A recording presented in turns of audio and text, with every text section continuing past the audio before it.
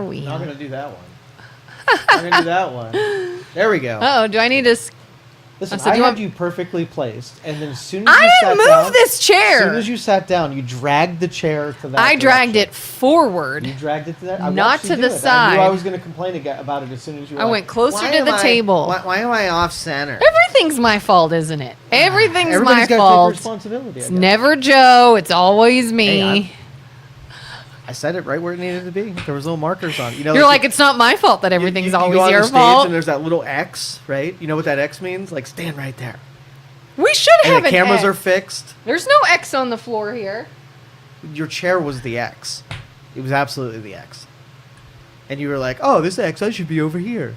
And then every cameraman's like, oh, son of a bitch, grinding the gear. Like, I don't even know if that's a thing anymore.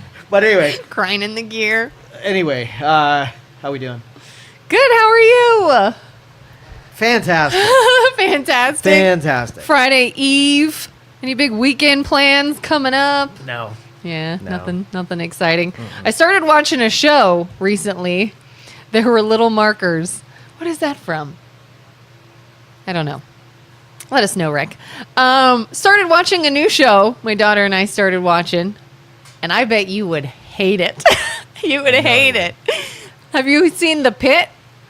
So it's like nominated for all kinds of awards. Noah Wyle, the dude from ER.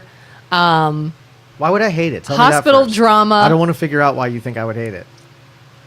If you think Big Bang Theory is woke, Yeah. this is the wokest of the woke shows I have ever seen.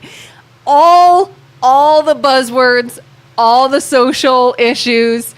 Very first episode we're watching, and Noah Wyle, you remember him? He was on ER. He is like the head doctor of the emergency room. Like, he is like in charge of this department and everything.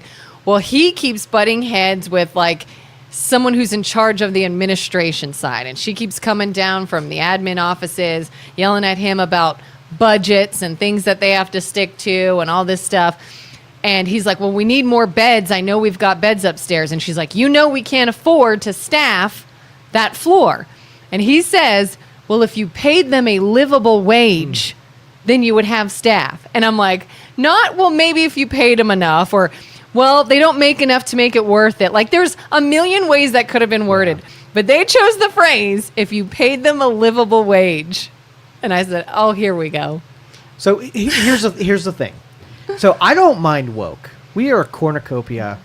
Whatever your expression is, you can do whatever you want, right? Yeah, yeah. And there's a channel for every person, and not every message is going to be for you. And the tolerance in our society is when something's there, like, you're free to mock it, because Saturday Night Live took all of those stereotypes and cultural phenomenons and mocked it relentlessly so that we didn't take things overly serious. That was the funness of being part of the United States, is nothing was sacred outside of our principles. Everything, every behavior, every mannerism, every stereotype was fodder to be made fun of, right? Mm-hmm. And so I think if you've got a show that goes woke, nobody sent me a letter that said, you must watch this show. Some people like it, and they like the confirmation of their beliefs. Great. That's great entertainment for you. But my only opposition to things, when you are silly to that point, that comedy doesn't relentlessly poke fun and lampoon you from now until the end of time. In fact, it was hilarious. We just started watching this maybe a week ago, and then just a couple nights ago, like 2 nights ago, we were watching The Simpsons, and they did a parody of The Pit. And had all the doctors and everything on it, and we're poking fun at the stereotypical nature of the show. And I was like, okay, it's not just me. Even The Simpsons are like, come on. Yeah, and we probably got a couple more years of that woke stuff, because when, during 2021 or 2020, 2021, because everybody was home during that period of time, they produced an insane amount of content.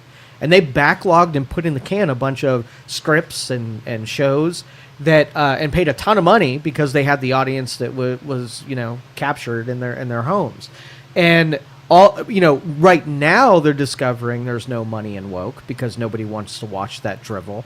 But there's still some stuff that's long been paid for during that boom that they're going to float out there. They're going to find out, oh, it's time to renew this season, and we've got like 17 people that watch this thing and really like it. Yeah. Let's replace it with something else. Because every time they do it, every time you get the new topic, it's like in a lecture. It can't just be a normal. Yes. Like there was a patient who was it's a lesbian couple. Okay, that's fine. Like it takes place. It's meant to be Pittsburgh. And so obviously in a big city, in a very busy, bustling emergency department, you're going to see all kinds of people. But they make it like in a lecturing way about this couple. And then another patient, they call it back and they show the woman calling the patient, and she rolls her eyes and she gets all angry. And then you realize, oh, this is a transgender person. And she was just misgendered. Mm-hmm. And so as she's getting her arm sutured because she has this deep laceration and all this stuff, you see this young 20-something-year-old med student go, oh, just a minute, before she leaves. She types in her chart. She's like, I noticed you were misgendered in your chart, so I fixed that for you. And they're like, oh, very cool, thank you. And I'm like, You're like, what, shaming everybody, lecture? Like, you don't have to push it this hard. It was a cool scene, and it was like a laceration, and all this girl's learning how to, like I said, I have no issues with some of these social topics, but when it's done in a way that, like, you're literally kind of lecturing us in every scene, in every case. Like, can we just make this a show that's entertaining and interesting? And thankfully, they started hiring directors and writers that is not their sole mission, is to take an audience that they didn't deserve, are only there because of their predecessors, and because you're there, they're going to snap lectures at you and not expect the next generation to say, F you, I go here, I come to this place to have a distraction that is entertainment. I didn't come here to, like, figure out how many bad ways I am or society is bad. This isn't like an advocacy thing. This is entertainment. Yeah. I mean, and again, I've only seen a few episodes. Another example, one of the med students, one of the main characters, is supposed to be a girl with autism. And they have a little boy come in, and they can't wake him up, and they're trying to figure out what's wrong with this little boy. Turns out he got into his dad's THC gummies. And the mother is freaking out. I can't believe you let him get these, and he could have some problems now with his brain, and what if he gets autism? And then she snaps, there's no direct correlation between THC and autism. Take the bait. And I'm telling you, this is in the first 2, maybe 3 episodes. Every single social issue they just lectured you on. And I'm just like, all I can think is Joe would have been like, I am now done. Yeah. I am done with this show because I see what you're doing. This isn't entertainment. This isn't meant to be interesting or thought-provoking or exciting ER department, or look, it's Pittsburgh. Like, they mentioned Mr. Rogers and we're close to Pittsburgh, and so we're going to love this show. It is, how many more social issues can you push in our face and make everybody feel badly about? Yeah. So in the marketplace, like in real business, right? Your job is to exchange value with another person where they are made happy at the end of the transaction, right? Yeah. That's the whole goal. When there's competition in that. So if I make a show that makes everybody feel terrible after they've watched it, but then Joe Smith over there can go make a show and he can do the exact opposite, but it makes you feel good, then viewers and patrons will go to the thing that why they came there. You're not held hostage. Now, if Hollywood is made up of nothing but these liberal activists, it sets the stage for another production company to design content that people like, and people move around from show to show. They get sick of being lectured. There was a guy that I really liked enjoying. He was a guy up in Cleveland. He does property inspections, right? So basically, he goes to a house and he inspects it for investors to find out, if there's plumbing issues or if the house is a wreck, if there's squatters there. Really interesting to watch because you never know what you're going to run into. It's almost like the Crocodile Hunter, but human version of it, right? He deals with a lot of shit. And so all he had to do was be entertaining, and while I was there, that's all. Yeah. Right? And you know what he decided to do? While he had there, he made some off-the-cuff remarks about how religion is something stupid, and anybody who watches it, listens to it, pays attention to, are idiots, right? And I was like, never again. Unfollowed, never watch your content again. And I'll go find somebody where I was investing time in one person, squandered it because of a offhand comment, and he lost a viewer. And that's the way that you kind of like regulate this. If Hollywood's not making it and some production studio in Tennessee makes it and they get more viewers, it is going to force by marketplace all those idiots who thought it was a really good idea, show them it's not a real good idea. So I don't care if you watch that show or not, but if you turn it off, you're voting to not watch stuff like that. Yeah, and because part of me, I was like, I even hesitated to bring this up because there's going to be the haters that push back and like, oh, so what, you don't care about these things or you're a terrible person? And I'm like, I don't mind any of these issues. But I'm telling you, in 3 episodes, one patient, the doctor, the medical professional was Hispanic. And he brought a guy back. He's like, this waiting room's like a third world country out there. I bet you feel right at home. Like clear racist, right. Clear. And I said, how is it in 2 to 3 episodes we have touched on every single social issue right in your face? And that's what annoys me. The social issue itself, maybe it's a big deal. It should be addressed in certain ways. I don't mind it.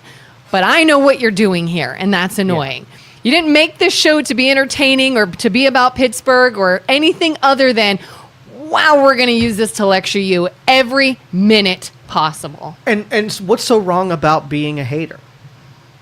I mean, it's a free country. Haters gonna hate. You can have your thing. You can have all of your biases. You can have all of your opinions. And the deal is that I'm not going to force myself to not be a hater so that somebody else can benefit from me suppressing something that's intuitive, something that's my opinion. Nobody's going to force me into thinking or believing a certain thing. Conversations and debates are about people, airing and expressing those things, making them fight. So do I think, we'll use one of them, gays and lesbians, right? Mm-hmm. And do I have any problem with anybody being gay or anybody being a lesbian? No. Not at all. Because the libertarian man says, you go do what makes you happy. Yeah. Okay? Now, put that in bed. That one's done. What do I disagree with? I disagree with having lifestyles try to recruit in different age groups to try to make more lesbians, make more gay people, right? Mm-hmm. That recruiting is like, that wasn't a natural occurrence. This is where culture tries to change culture on purpose by taking...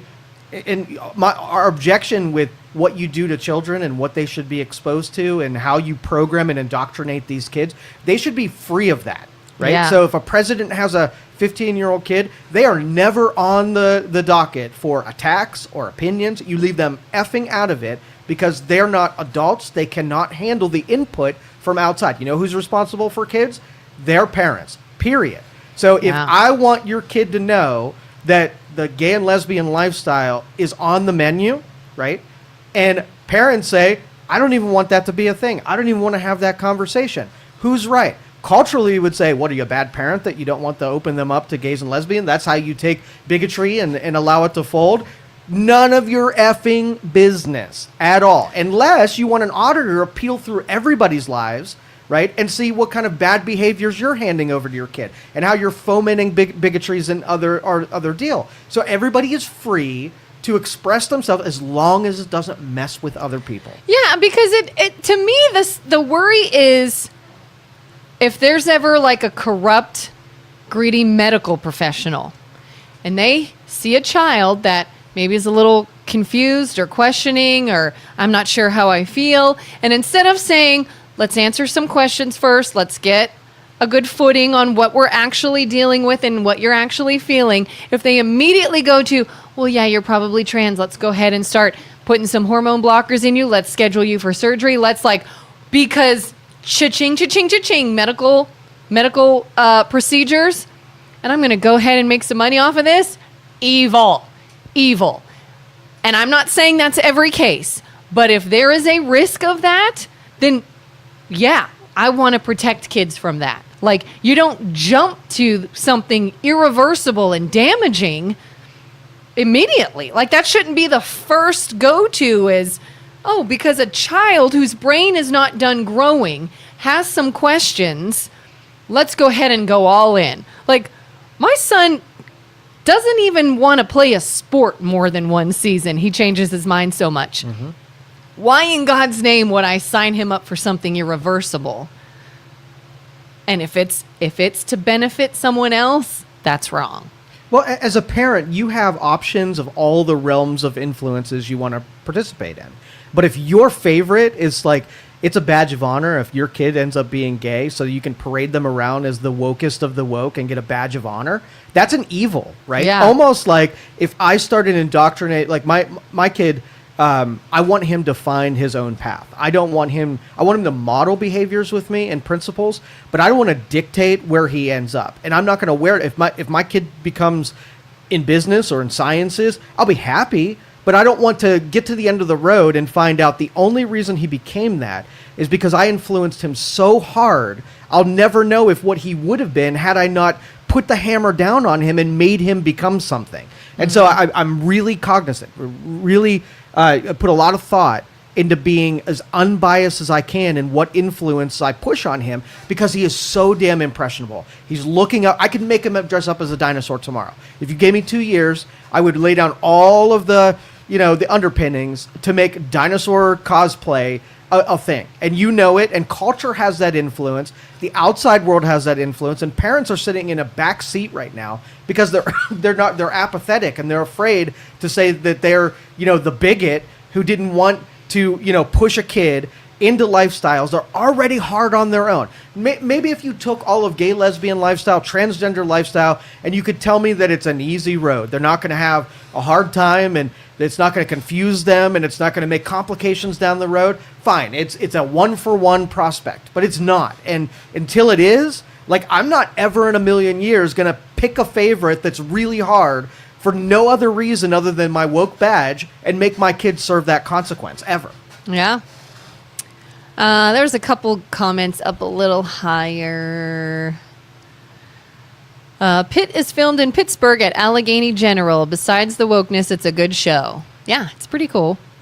Classic Youngstown attitude. Bye-bye. See ya. There's the take my ball and go home. I don't like hearing other views. Little delicate, sensitive. The show is great and portrays reality. I was just upset that the episode that they said if an employee keeps screwing up, they can end up in Youngstown. They made a Youngstown reference. I didn't see that episode yet. What about religious recruitment? That's allowed. Describe a type of gay recruitment. No, culturally, recruiting basically casts something. Like, I'm a pros cons guy. So when I go into the booth to vote, I want to know the people who hate this, why they hate it. The people who love this, why they love it. Yeah. And then I'm making an informed decision by saying, what's the pros and cons? Whenever you have, like, if you asked a regular person whether or not culture paints a certain lifestyle, like religious lifestyle, if you asked a normal person, culture has run it through the muck, right? Nobody doesn't know mind control, behavior control, mystic powers, fantasy, fiction. Like, everybody can give you some adjectives about how culture feels about religion. So when somebody recruits, it is taking and putting the pros side. Everybody knows the cons, and then the religious recruiters go out and advocate for the pro side. And then I don't think anybody enters into religion dumbfounded that there are some downsides and upsides to the belief. Even military recruiters, when they go into schools, right? That makes a little bit of sense. I'm still not a huge fan of it, because you're taking people, credit card companies that go into college campuses. Colleges. These are brains that need parental discussion and consent, and getting to kids before they have the oversight of their parents where they're making big decisions is something that I think is an evil. Now, if you had parent in the room, kid in the room, they could talk about it, they can get all the pros of joining the military, they can get all the cons, but once you attach to a child without the person who is ultimately responsible for them, I have the kind of a rule that influence is, I'll allow something to be influential on me or with me if that thing is with me on both sides of the equation, right? If somebody says, I'm going to sell you the insurance, and when you buy it, I am here and talking to you, and you have my phone number, and I respond at all hours. And after you buy it, if something bad happens, you need to use it, then I'm here for you. I'll explain everything to you. I'm here after hours. That's someone who's there for you on both sides of the equation. Recruitment in this deal is it's almost like a cult, where they suck you into boot camp, right? And the person that you talk to at the recruitment facility aren't the people who you're dealing. They were nice and they were cordial and they were over-explaining. But once you get sucked into boot camp, you're like, I have a question, right? Yeah. The drill instructor is not going to be like, well, yeah, let's sit down and have a heart-to-heart about that. So the person that recruited you behaved and acted in one way, and the people who now you're dealing with are not the sales guy. Yeah. If you signed on the dotted line and all of a sudden it's like, all right, good luck, I'm out.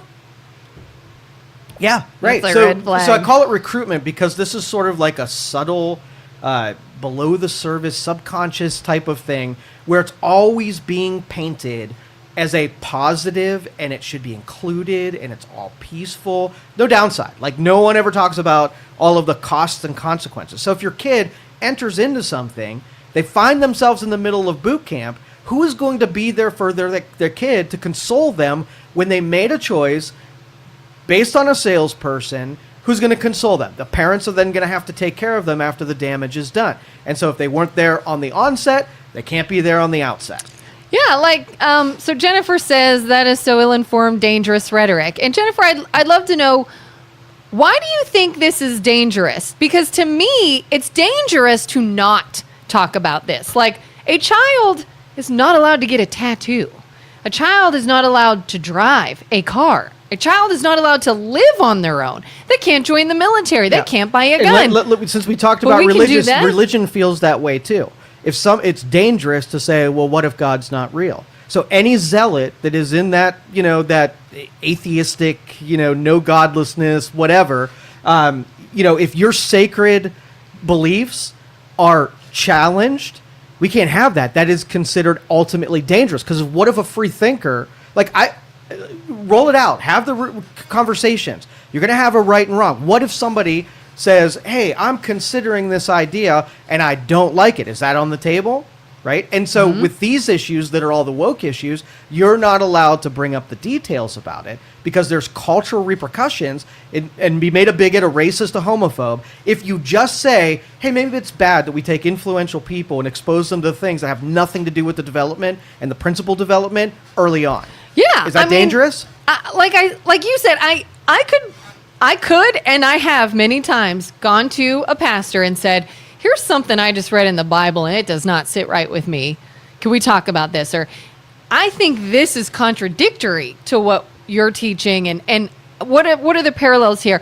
And there's no defensiveness. There's no upset. They're like, yeah, absolutely why you would think that. Let's talk about it. But for some reason, if there's a question or a concern with this kind of topic, you're automatically a hateful, dangerous person for questioning it. Instead of saying, okay, that's a good point. I could see why you would think that. Here's some research that we've seen, or here, whatever it is. Like there's never allowed to be an open discussion. If I say I am really concerned about a child making a permanent change to their body that will affect the rest of their lives, and it could be really dangerous. Let's talk about this first. Because like I said, they can't get a tattoo, you can't own a gun, you can't live on your own, you can't drive. Good reason. All of that is dangerous for a child to do, but this is not. In fact, it's dangerous to even say maybe they shouldn't. Yeah. There's something there. All dogma will be questioned on this show. Kelin and I have done this from day one.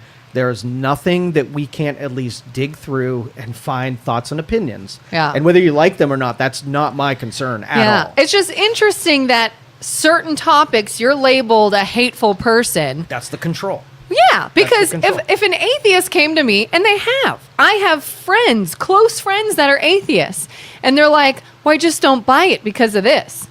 I don't think you're a hateful person. You're a good person. Let's talk about it.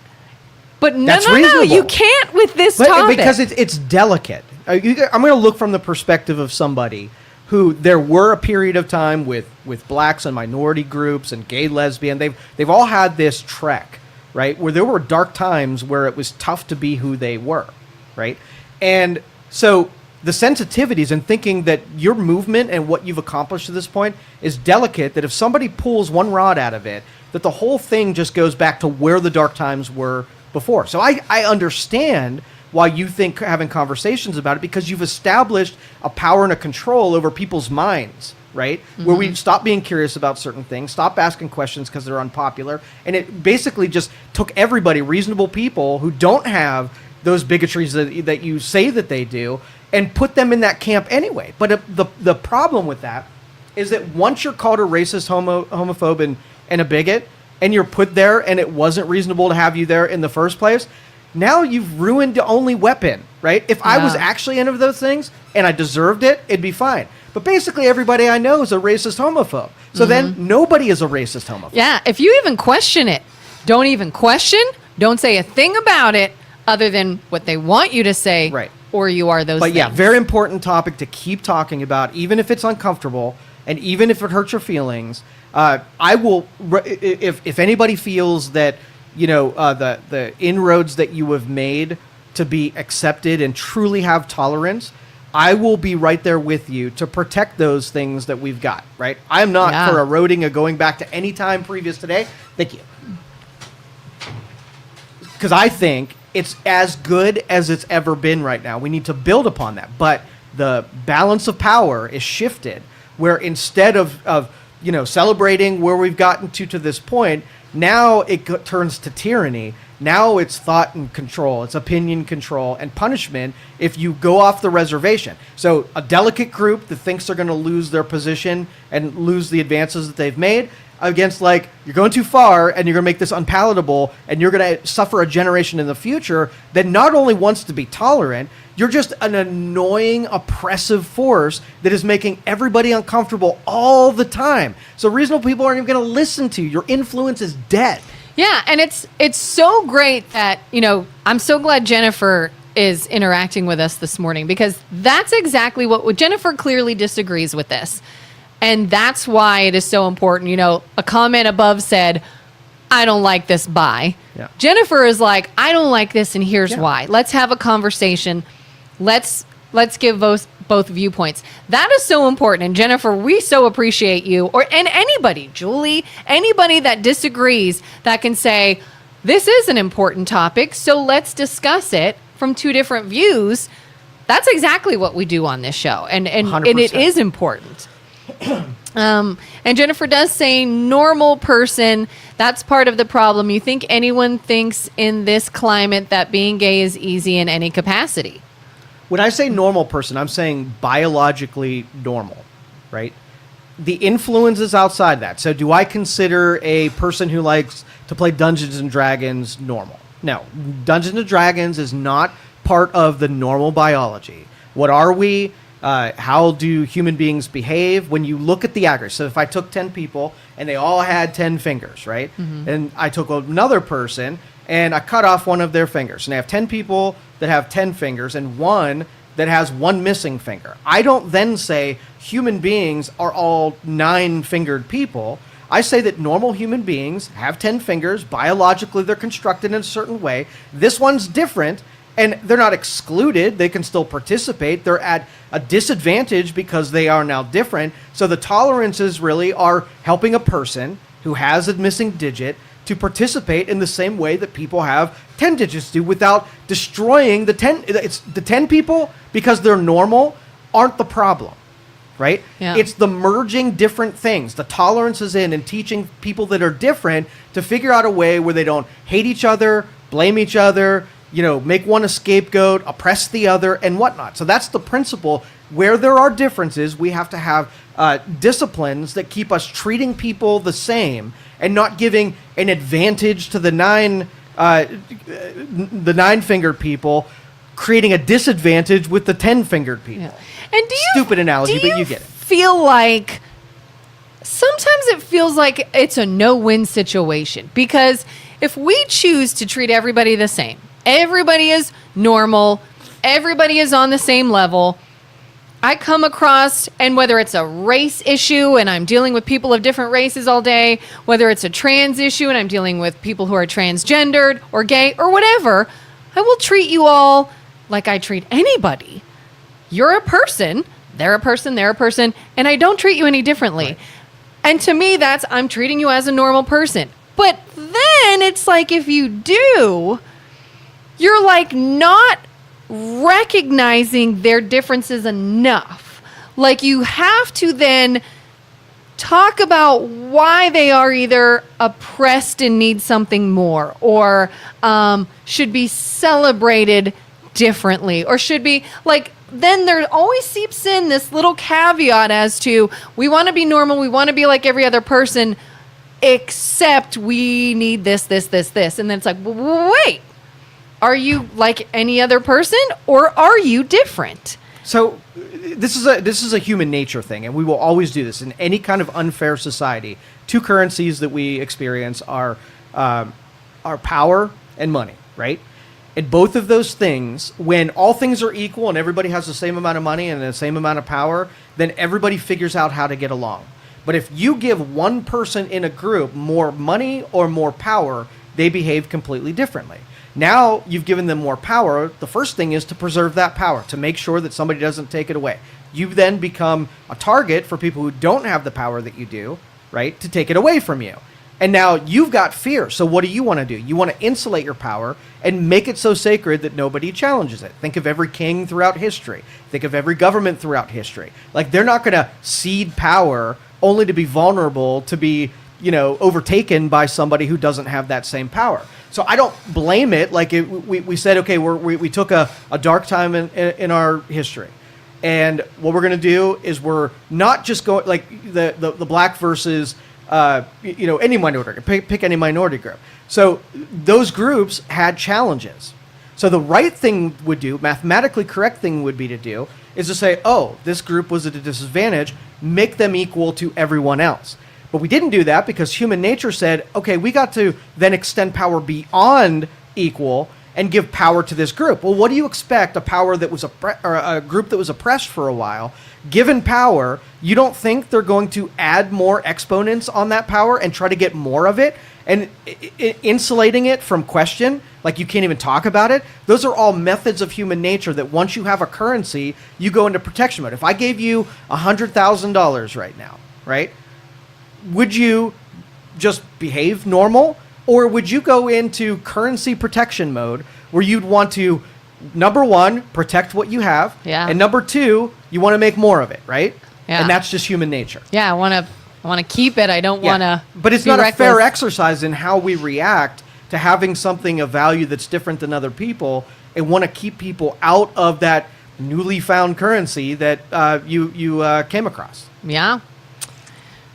Except for the movies where people are murdered and killed because they are who they are. Julie says, do you know a plethora of greedy, evil physicians that want kids to be trans? This is the thing that drives me crazy about conservatives, instill fear about nothing.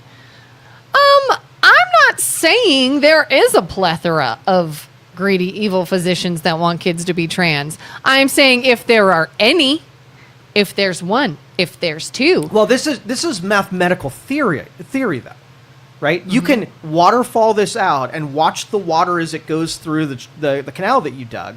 And so picture, let's just take one example, mm-hmm. all right? You get a kid who's really normal, playing the role, trying to figure out how to be a human being. They're engaged in social groups, they're interacting with the opposite sex, they're trying to build themselves and how they want to interact with other people. Let's just say that person has a struggle. They're not well liked by their social groups. They're not, adopted or embraced into the opposite sex exchanges. That person's going to be like, I am doing something wrong, right? Mm-hmm. So you could picture maybe 25% of the children just do not fit in and they can't find their place, right? So they are actively in the market for an accepting group of people. Enter in an accepting group of people who can be your allies. Now, do you think somebody who's just confused and not fitting in can go to a group where all they can do is adopt all of their things, right? And mm-hmm. they can get love and attention and affection. And then all of a sudden, they are part of that group. Not because that's who they are.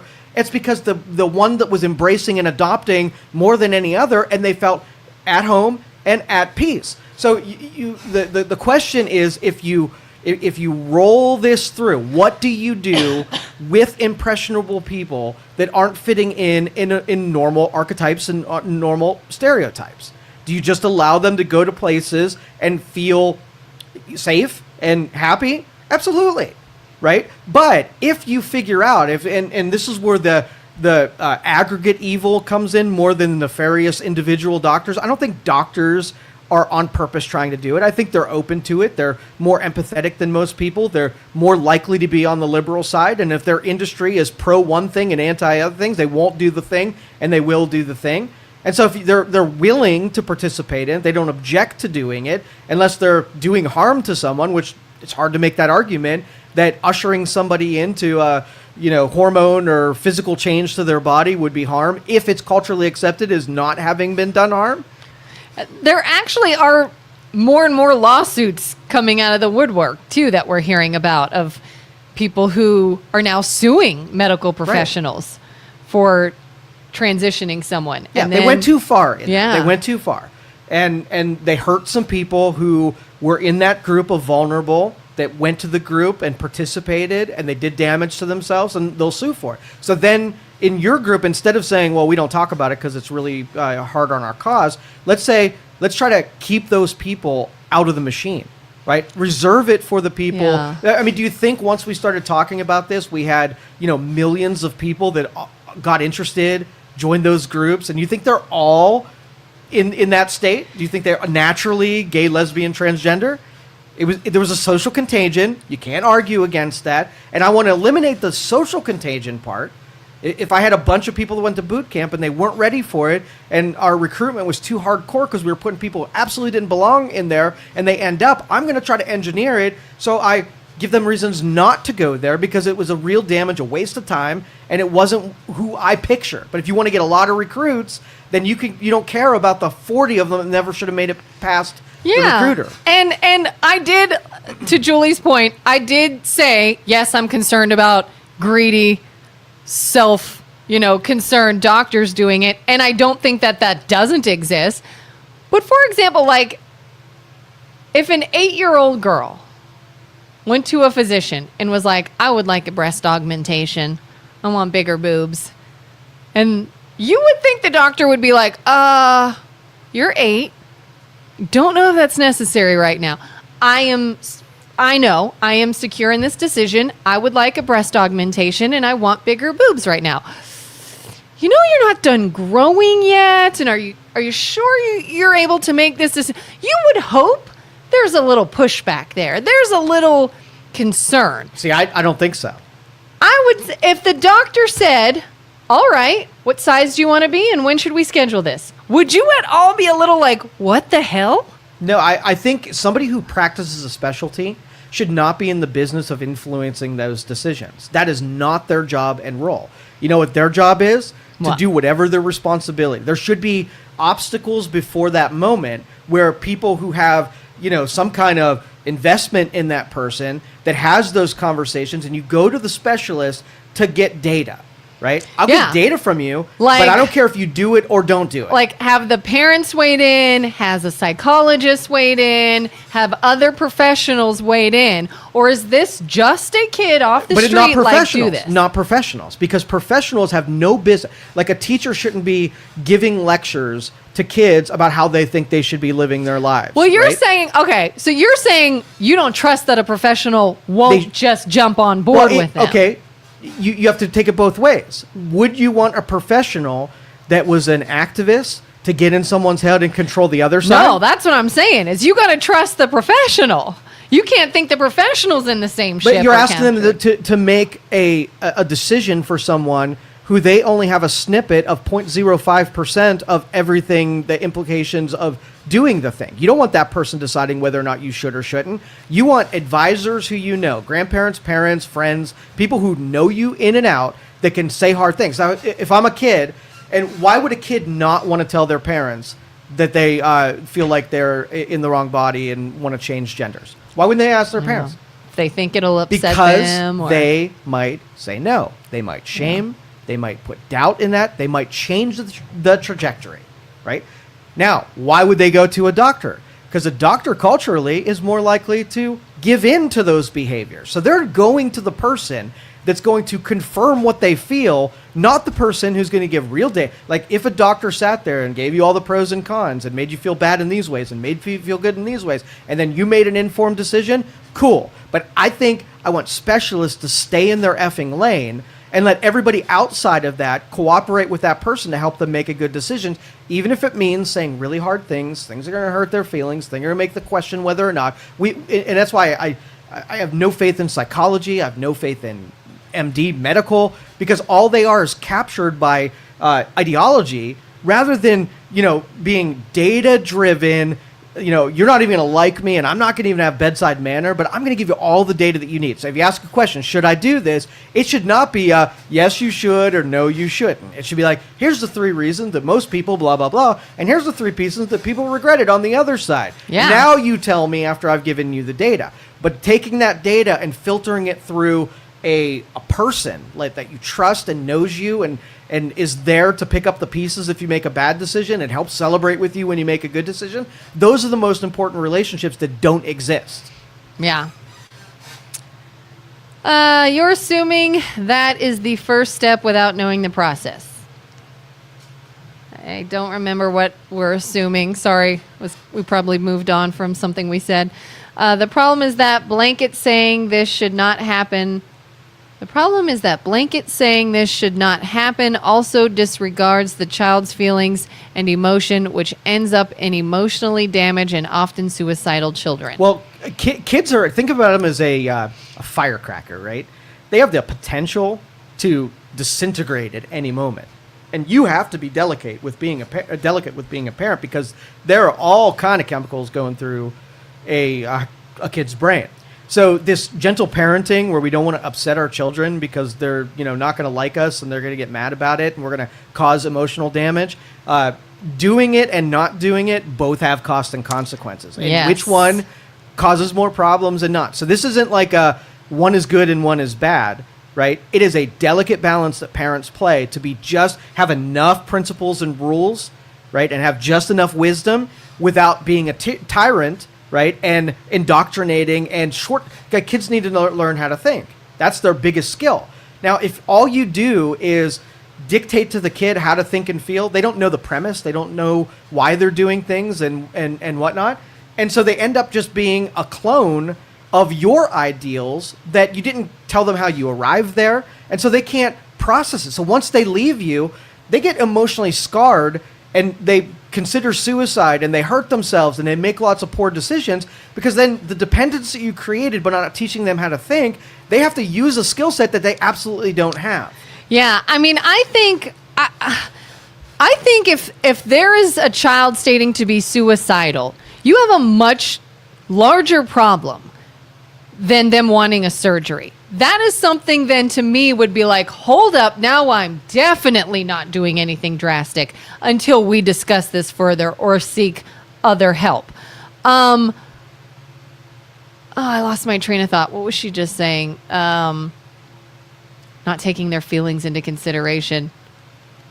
I totally lost my train of thought there. But yeah, I think you can still take feelings into consideration. You can take what they want. But it is a fact. It's not an opinion. It's not emotional. It's a fact. The child's brain is not done growing. Right. There are reasons children are not allowed to make legal decisions, binding decisions, decisions about their health care. And it's also a fact that there have been and are still lawsuits where somebody was changed and regrets it. And now they are more unwell than had nothing happened. It does happen. So if that does happen, if people have been shown to regret this and medical professionals are being sued for this, I don't care how small that is. I don't know how large or small that population is. But that should give you pause to say, we are going to explore this from all angles before we do anything. It should make it more of a discussion, not less of a discussion. Not, well, you shouldn't say anything because this is going to make the child feel like they're unheard and they're going to be upset. Well, yeah, they're going to be upset and unheard for a lot of things in life. But this is a big deal. And as a parent, quite often, even when you see your child hurting, you can't just give in because you are still protecting them. Yeah, but we make a lot of assumptions that our kids are in this fully formed brain and have this adult body, so we're pushing information in the same way. Like I've seen, I have a 16-year-old, and the things in his world that upset him and throw him way off kilter and make him a bad decision maker are not things in an adult world that would even matter. Like you shift up who sits at a lunch table, or who didn't talk to you, or I got a stain on my pants, or my hair wasn't just right and I found out about it later. These are all things that affect them so much. Like if my hair's not right, or I get a stain on my pants, or the lunch table changed, I don't give two shits, because I've created coping mechanisms to get through things that were, something that was an obstacle or made me feel bad or wasn't actually perfect. And I figured out a way to still behave appropriately in spite of all those things. Yeah. In a kid's world, they are that firecracker that they can explode at every minute over something that's really trivial because they don't have the skills to process that information. So when you tell me you're going to put a really life-changing decision in front, I'm going to ask, like, well, what mode were they in? Were they in the I had a stressful day mode and I'm not going to make any good decisions? Were they in the I'm lazy and apathetic mode? Like, there's 50 different places. And where would I set a life-changing decision in front of them? Yeah, I mean, take just an average everyday female of any age. And I'm sorry, ladies, but hormones can really do a number on you, on your personality, on your way of thinking, on how you feel, on how you see things. How many times have I seen my own child, even myself, act completely differently depending on a hormone cycle versus when those hormones calm down? You see things totally differently than you did in the height of this. You would have reacted differently. You would have considered other options that you couldn't even see when you were in the height of that. It's a natural process for a female to go through a very significant change. Can you imagine taking those hormones that are firing like crazy for maybe a couple of days and making the biggest decision of your life, knowing in a few more days, I may not even be that same person? Yeah. Like my kid has to take 2 tests to get into MIT, right? Should take when he's a senior. He's taking them and contemplating them his sophomore year. And these are hardcore tests. These are ones that I know he could do. And I want to pitch it to him in a way that he's going to have to take another couple tests if he's really serious about this. Now, me as a parent, I can influence what happens here. If I want him to say no, right, I'm going to wait to a day where he's really stressed out. And I'm going to be like, hey, there's 2 tests you have to take to get an MIT. And I'm just going to I really don't want MIT anymore. I'll go to somewhere easier. If I want him to say yes, then I can have on a day where he's at a high, where he got his ACT scores back and he's like, I'm smart as can be and I can freaking do this. I put the question on him that day. How is it if as an influencer, as a parent, I know I can get whatever answer I want out of him by just waiting till his chemical balance is in a certain spot, and I can predict the outcome. Yeah. I mean, we've got a daughter, and she is in puberty. And there are instances where there is a freaking Tyrannosaurus Rex running through our house screaming because she can't find her hair tie or something. Right. Those trivial things. And we look at each other, and I said, just give it a couple days. Don't even, you're like diffusing an active bomb. We cannot win here. And then after a couple days, I'm like, do you realize how much of an apology you owe everybody in this house now that you see what just occurred? If you wanted to test this, let's just say you have a 14-year-old girl who says, total tomboy, says, I'm in the wrong body and I want to be a boy, right? Big decision. You have a conversation about it. What I would do before I do a life-altering thing is I would test it out. Let your kid make a real-world decision in a less complex, less, life-altering way, and see how they do. See if there was contemplation, and see if they did planning and preparation. See if they did introspection. Have conversations, and see how much of an academic pursuit this was. If they get to the end of that, and they're like, oh, I just got an adult living in a kid's body.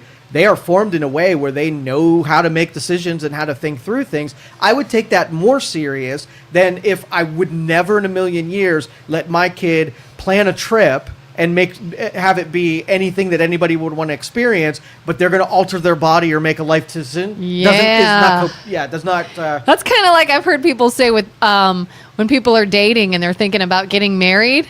I've heard wait until you have at least one fight or disagreement.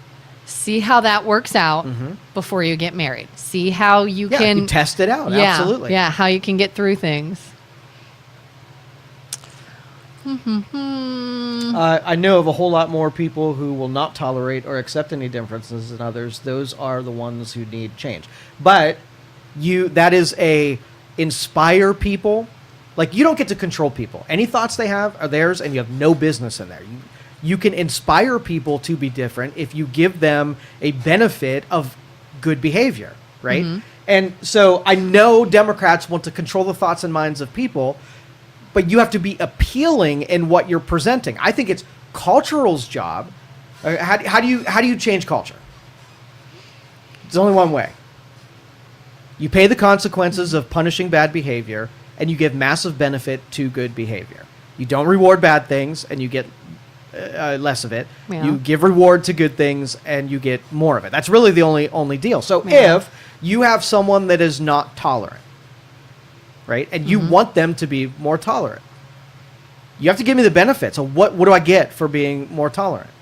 If I become tolerant, was there a big payoff? Like, do you treat me different? Do you give me a reward, a badge, and whatever? Or I become tolerant, I did what you say, and now you're still in that same boat. I'm not going to treat you any different. You're still an asshole. You haven't come far enough, whatever. And that's how you get culture that you're going to have just like the labor union curve, right? Everybody who exists today are benefits of religious impression on our culture. You have people who are behaving Jesus-like and Christian-like, right, because of their upbringing. Once those generations take that wisdom out of culture, you're going to be left with that secularist, like, self-serving deal, and now you have your tyranny. And we're only probably 2 generations or 1.5 generations away from our culture to be all transactional and binary in that respect. It's going to be a bad time in our future if we don't reintroduce actual principles that are not self-serving but are selfless. That's when AI is going to take over. Hopefully. That's my saving grace. Penny Lane says, I treat everyone the same as a typical white person mentality by not acknowledging systemic inequality. You're just continuing it. You have to acknowledge privilege first. No, you don't. You can decide. Whatever happened through today, if I'm like, today, I'm just going to treat everybody equally. So if I'm nice to everybody, I'm going to be nice to everybody. If I'm mean to everybody, I'm going to be absolute equal. That's what I'm saying is I feel very contradicted. I feel like there's a no-win where it is treat everyone the same, respect everyone, let them live their own life, be a kind person is like not good enough.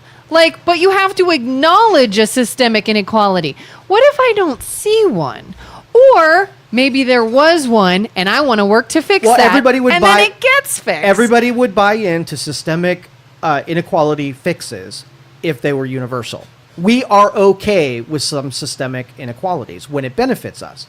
And in this, agnostic, atheist, secular world, right? It's about what I'm getting out of it. Right? Yeah. And so do you think being a good person is a detriment, or do you think it's a virtue?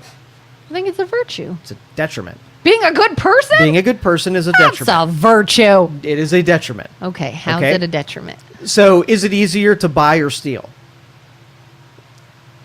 Easier probably to steal. Okay, unless you have punishment so great that it's something. I was going to say, unless you get caught, then it's definitely not easy. Okay, so thinking that you are in a country that can underpin virtues ahead of self-serving vices, right, is a fool's errand. It really is. There's no way to get people who won't exploit a situation, a relationship, whatever, because that's part of human nature. So what hems in people and makes them behave better than they should? Reward. It has to be a reward. So if you do this, you're going to go to heaven. Heaven's pretty good, and so go ahead and do this. That's the ultimate reward, and make it theocracy or make it mystical or whatever. If you put a carrot in front, you'll chase. when you say acknowledging systemic, so I'm a data guy. So acknowledging, what does that mean? Or even acknowledging privilege. So what does that mean? Engineer is going to have a different answer than empath. What does that mean? I would think it's show understanding, empathy, respect to the fact that somebody was oppressed or treated differently, and you're not because of benefits you were given. So acknowledge the difference. Recognize it. Show respect to. I think. Okay. Yeah, two things that come. Number one, when you walk into the room and the king is on his throne and he has his, his scepter and his cape and all that, you will kiss his ring. You have to acknowledge the king and not just know that he's king in your spare time. When you walk into the room, you have to kiss the ring to show that you are loyal to the cause of the king, and he has to know it, and he has to feel that he has your support, right? We're a no kings kind of country, and we don't bow to anything. So ideals and principles and ideologies, we have a chance every day that we wake up and decide to go along with an ideal or principle because it benefits us, or reject it, and nobody's going to stop me. So if I want to say, I do not care about equity at all. It is the boogeyman in the room. I don't care about righting wrongs. What I care about is actual definitional equality. So engineer kicks into my brain, and if I'm solving a problem, what is the end of something? To what end are we engineering something? Yeah. How do we fix something? Are we fixing something to make sure there's more damage? So if you said people who take student loans 40 years in the future are saddled by debt and it crushes their life. So I'm an engineer. So how do you... Engineer's going to say, well, I have to stop doing student loans. And that way I've solved the problem of a person being crippled. And then you say, well, if you don't give a student loan, then they can't get an education, right? So then engineer snaps into that position and says, let's solve that problem. But if you want to just take a non-thinker's version of it, what we do is we put a little Band-Aid on what makes us feel bad. Doesn't really solve the problem. It makes somebody feel better about it. But because it was a short-term fix, you have to constantly put the Band-Aid back on. You never really fix it. You just put another Band-Aid. So if I made a statement today that I am sorry for every European that did bad things in United States forever. Done. I hit the button. I apologize. I acknowledge. We put measures in place to make sure we don't do it again. Does that mean now I never have to apologize it because I'm not going to ever revisit it? I'm not going to ever make that mistake. No one else is going to make that mistake. My apology is ended, right? Or is there going to be a, Joe, you're not acknowledging it? So now there are stipulations on what I have to do. Like I walk in the room and I have to kiss the ring. Even though I kissed the ring 9 times already, I got to kiss the ring because it's more about showing you have the power, and me kissing the ring to a repledged loyalty of my guilt. Like if I'm treating someone like I would treat anyone else. For example, I have a really good friend of mine all through middle school, through high school. We were close. She came out after we graduated. Okay, she is now married to a transgendered person. They go by they, them. Okay, and when we hang out, I am respectful. You are my friend. I have love for you. If your partner is they, them, I will say they, them. Like, everybody gets along and shows respect and doesn't cause beef. So it feels like, and Penny Lane, you can chime in too. You maybe, we'll have to get to some other comments, but... Why is that not good enough? Like, what, like you said, what more do I need to do? But that's the human nature. That is I've created power where you're beholden to me. You will kiss my ring. And my fear that you're no longer loyal to me to make me kiss your ring again. Yeah, like I'm not acknowledging something. That is the enough? accumulation of a power that you got that one slid in. And you got someone to apologize once, so now it's an effective strategy to keep you beholden to that person by repeating that process. That's why when I hit the button, I'm not off the hook. I'm going to have to be, explain and apologize sometime in the future because that power erodes because it's unnatural. It's inauthentic. Yep. Jerry.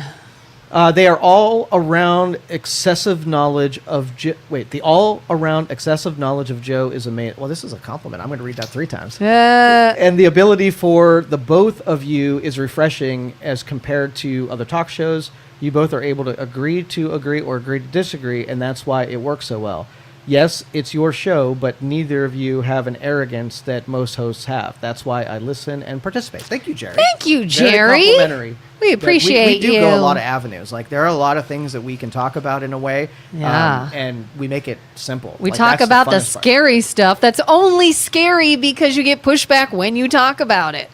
Yeah, I think it's completely healthy to Yeah. do what we do. Treating everyone the same and treating everyone fairly are different things. Nope, not definitionally.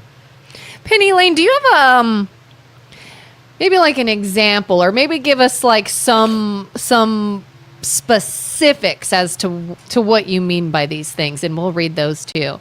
Yeah, so the best phrasing is like the equity versus equality, the fair versus equal, right? Mm-hmm. It's skewed in this culture to say that participation, like if everybody has the chance of doing something, equal opportunity for all people, not equal outcome for all people, because they're smart people, they're dumb people, short people and tall people, like we're all different. Talented, so the not opportunity, talented if I jam myself on an NBA court, right, and I was given the opportunity to audition, I have no chance whatsoever to be accepted. But if you had an equity, if you had 5'4" white guys that can barely jump and can only do 3-point shots, right? If you had an equity, it would mean that, well, I would have to be forced on the court to be participating in something when I can easily go to a different territory. And what I think that in this fairness one, you ever see the baseball game, the fence, and you had 3 different sized people, and you had equality where they all had the opportunity to look over the fence and watch the game. Sounds but familiar. The short person, so we gave 2 crates to one and 1 crate to the other and no crates to the other one. It's because the opportunity, or the equal outcome was that they can all see. If that's your purpose, is all they see. So the opportunity equality was they all were there, but only one of them could see. And we had to give them something that we didn't give to somebody else, and then to take the outcome. Well, we have free will, and we can choose to be in different, on different fields. So I might be trying to force myself to be on the NBA court when I could have been spending my time being involved over here, where who I was and what I liked and what my physical attributes were lined up where I'd have a higher rate of success. Yeah. Jennifer, emotional well-being and mental state is a far cry from simple physical augmentation. I just don't trust I don't trust medical or people who are specialists in this area to be unbiased when you gather the data. So if you had sciences and what was supposed to be data driven, if you get empaths who are allowed to have emotional angles on things, you're going to get skewed data, because you're going to be like, yeah, we damaged you, but you're happy. Like, we jammed something through your arm and it made you really happy, but nobody who can objectively say that was a good decision, that aren't going to cause complications in other departments. Your happiness was not paramount to the damage that you've done. And I think a lot of professionals they're too skewed on what makes you feel good rather than what's good for you. Mm-hmm. Julie, there are strict rules on performing surgery on minors. Parental or guardian permission is required. Well, yes. Yeah, any elective surgery on a minor should be banned. There should be any. There really should. Yeah, like Julie I don't know if Julie's got maybe family members or nieces, nephews, grandchildren, whatever. If a child that you care about, that you love, happens to be raised by parents that said, you know what, I'm totally fine, I'm going to go ahead and give my 7-year-old a breast augmentation, would you be like, hold up, wait a minute, can we please discuss this? Or would you simply say, well, she's got parental permission, I'll go ahead and support this? Like, you don't have to support it. You can still think it's wrong, and it's not your decision, it is the parents'. But it feels like in this day and age, you are now required to support it. You can't say, hold up. You can't say, I don't really agree with this. You can't say, wait a minute, just because the parents are okay with it doesn't mean this is a good idea. Have you not considered all these other things first? No. Sometimes our culture feels like they want to do it, I support it too. And that's just not the case. That's not realistic, and I don't think that's very safe. So if, let's just say I sent my kid down to the corner store and I wrote on a piece of paper, hey, sell my kid a pack of smokes and give them a 40 of whatever, right? So you have parental confirmation that you're totally cool with the smoking and drinking of your 14-year-old. Now, you might be making bad decisions, but you got parental consent. But now you're taking a professional who is the clerk at this store. Are they going to do the thing that they don't agree with? They should be giving this stuff, because how do we know that they really wrote it? How do we know that they really have compliance? How do we know that the permission was done and approved by someone who has brain, a couple of neurons in their brain? No sales to a minor, period? Yeah, so if the parent says okay. If the parent does it, grabs the smokes and beer and comes home and deliver it, fine. So parents then are only open, right, to what they can deliver as their specialty. So you want to get a boob job on it, parent has to do it. That way we know that we didn't have to make a professional that's outside that sphere participate in something that, you could get sued for later, that could be life-altering, it could do damage to that kid. Because in all instances of giving them a tattoo, giving them a piercing, selling them things they shouldn't have, we do that for a reason, because neither parents nor children can make good decisions when it comes to what the after effects of that thing could do. So, involving a professional would be to me, I think there's a lot more guidelines that should be in place than just simply, like you said, a parent said it's okay. Like, will not sell to a minor, period, regardless if the parent says it's okay. This is, I know, is an extreme example in the opposite direction, but do you know how many young children are trafficked by their parents? Yeah. Parents said it's okay. Doesn't make it okay. There are rules and laws against that. So to me, just because a parent comes in and says it's okay to do this extremely potentially dangerous, detrimental, life-altering thing to a child, I'm still going to be like, I need to know what other precautions we have taken first. Mm-hmm. I need to know the thought process, the research that went into this. I need to know that every measure has been taken to explain the gravity of this situation. And maybe it has. Okay. But if it hasn't, that's a big deal. Yeah, absolutely. and this is a tough topic because we're talking a lot of theory, and we're depending on industries that are captured by ideology rather than math. So it's really tough to wade through it. And my example was as stupid as you can get. The theory was there, but it was kind of stupid. Think about it this way. All right, say something else, because I'm going to think through this one real quick. Do you want me to read Jennifer's comment? Yeah, go for it. Okay. Jennifer says, the fact that it happened should give you pause, not immediate reactivity like what is happening right now. Statistically, the religious community is responsible for more essays than any other community in masses, but I didn't see anyone, running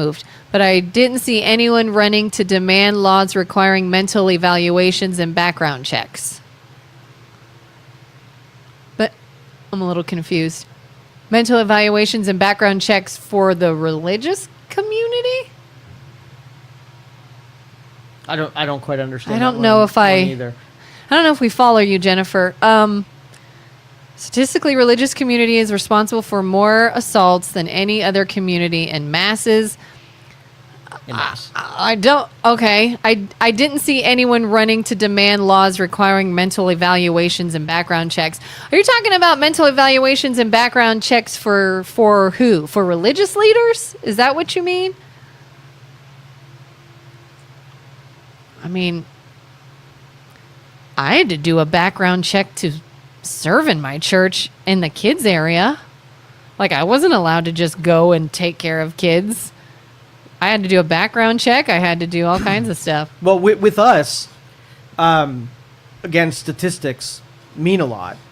And, sort of like the logic is that if an organization is made up of people, and people are flawed and have impulses and do bad things, then every organization has bad people that do bad things. Okay, so as long as you can, if you make an organization with no people, then you're free of that. There's no solving that, right?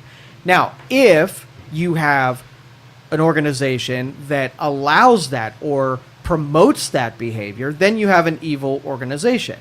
Now, the Catholic Church, for instance, they have a misbehaving priest. Something bad happens to a kid. They fear branding, that they're going to be news headlines that a priest, dawdles a young boy. Bad for the church. So the church moves that bad person, lets them be part of the organization, and hurt somebody else. Okay? So I can separate and say the church in philosophy and wisdom is very good. The people practicing it and the organizations who are the banner bearers can be bad, and nobody should tolerate it. So the Catholic Church, when they behave badly and it makes the news, their credibility is diminished and their brand is diminished. That is the punishment for bad behavior. So I can't condemn church because they are willing, at least now, to be able to out themselves and to fix their problems, when maybe 30 years ago they were really unwilling to do that. And I can call that spade a spade. Now, if you have a badly behaving, name another group that liberals love, we'll just say Epstein Island, right? Not that liberals love Epstein Island. No. That came out wrong. Not at all. Julie's like, you mother. That came out wrong. And so if point to any big group, and do you think you have a corrupted person doing corrupted things? Yeah. 100% certainty. So I'm super interested in what do you do to mitigate that risk of people operating without embezzling money or hurting people or, going off on their own and going rogue. Well, you have a structure that tries to ferret that out, not meaning that it'll never happen, but it'll be something that you're self-contained. Your organization is in absolute control of it. The Catholic Church corrupted because it had all the power and it had all the money, and so it went way far in the other direction where it thought it was untouchable and it thought it could operate outside of laws, right? Yeah. And so, but if I'm willing to hold the Catholic Church to that standard, then you have to be also willing to hold that same standard to your set of groups. And reasonable people, no matter who we're looking at or focused on, will hold them both to the equal standards of behavior in culture. Yeah. She says, I'm talking about the reactivity to possibly 1 or 2 minors having life-altering surgeries, causing law changes immediately before research was properly done. The equal side of large amounts of trauma being caused by the religious community caused no law changes, not even a discussion. The simple pay of the victims and move along. Yeah, we're talking about two different things.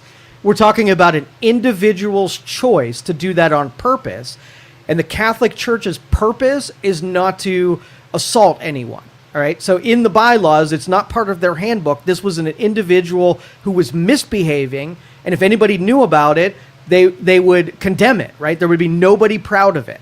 Now we're talking about parents that on purpose that are super proud about what they're doing, causing an injury that causes an individual from hurting another person by doctrine.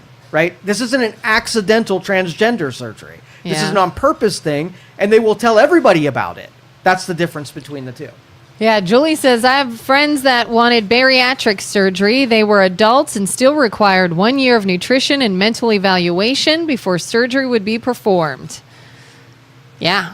I knew a girl, this was years ago, but she was 30, I believe, at the time, and told her doctor she wanted a hysterectomy because she never wanted kids.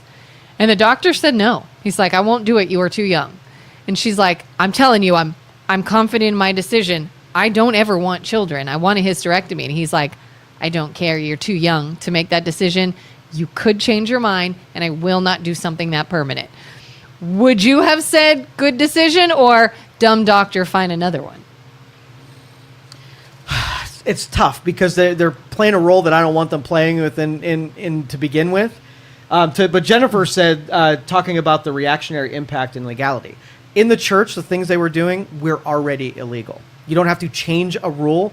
What they were doing was breaking the effing law. They're breaking it, but it's not like the already law's have not there. Laws. But an organization was corrupted, where the thing that somebody should have been prosecuted and jailed for, you had payoffs and you had people just being moved from parishes to parishes. They skirted the law.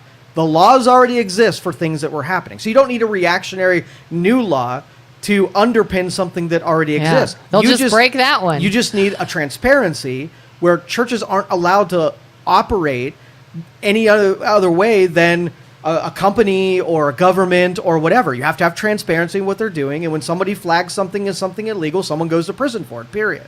Yeah. Yeah, really, it's the corruption of how it's handled once the law is broken. It's not that it needs a law. Right. So if you think, like, let's just say there's a mass shooting and it's a white guy, and immediately you see the headlines, white guy does a mass shooting. And then you have maybe a minority group that was the person, either a Muslim or a black guy or transgendered. You watch the headline corrupt the information that could be known, right? Yeah. But they were able to take something like the church and take something that would undermine, their activist behaviors and kind of hide something from you. There's no different. Each is corruption. If you corrupt the information, it could be known because it would be bad for you. And if you could hide information because it would be bad for you, that is both corruption in my eyes. Wasn't there recent headlines, the shooter in, was it Canada? There was a trans person. Yeah. And some headlines said, first female mass shooter ever. Who is a conservative. And then somebody else said, wait, this is a biological male who was trans to female. Right. So that does kind of change the headline. So it's interesting to see what the headline is and how it is corruption of information where they put it in language, the media put it in language that went congruent to the narrative, right? If it hurts one group, they explicitly spell out what's going on. If it hurts one of their favorite, then they kind of like mask it a little bit. Yeah, they word it totally differently. They give they paint a picture, really. Yeah. What picture do we want painted? So again, to reiterate, equality versus equity is the news should be just data. No matter what it is, you just put what the thing is.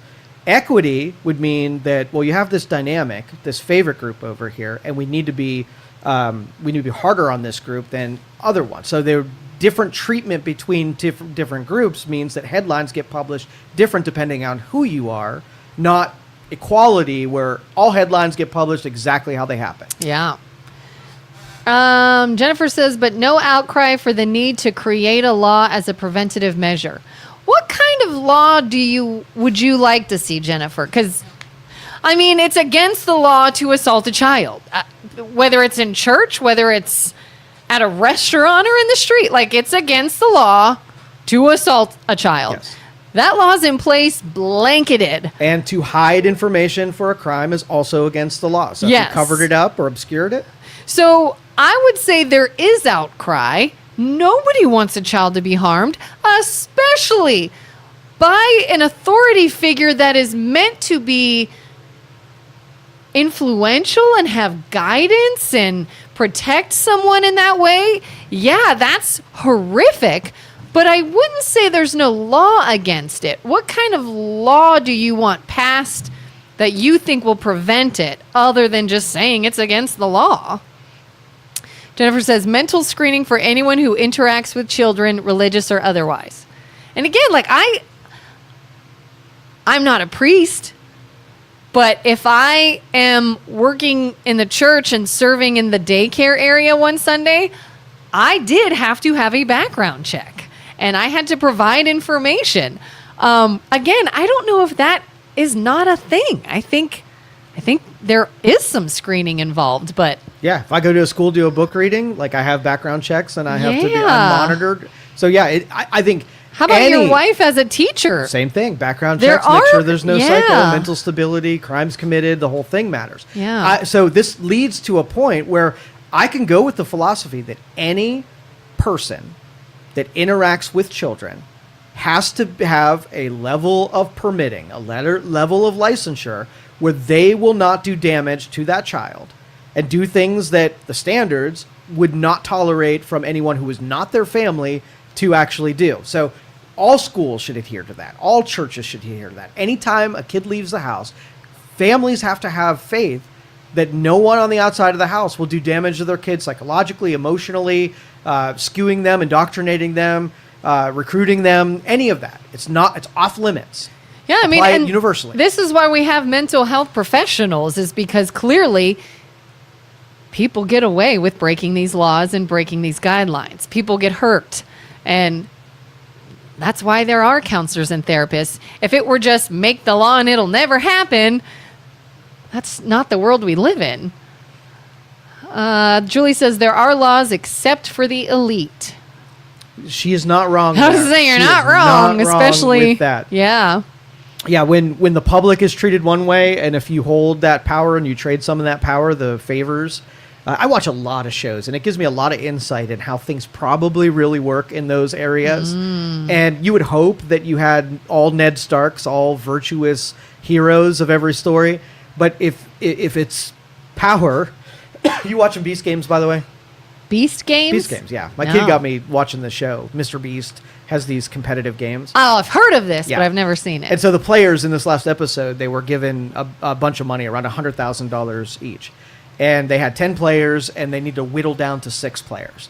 And they put them in a booth, and all they could do is they take whatever they have at their disposal, and they try to get the other 10 players to vote for them. And they could use persuasion, emotional blackmail, the money that they have, and they can bribe people to do it and to be able to get voted in. So if the end is to consume more power, you use resources that are at your disposal. I mean, watch these kids buy their way into getting voted. The better ones got there, and the other ones, they ended up losing, right? So in these environments in government, if you don't think horse trading and using emotional blackmail and using physical money bribes and whatever, if you don't think we're being managed by all of those same people who are like, hey, I'll do this thing for you if you do this thing for me in the future, calling it a marker, right?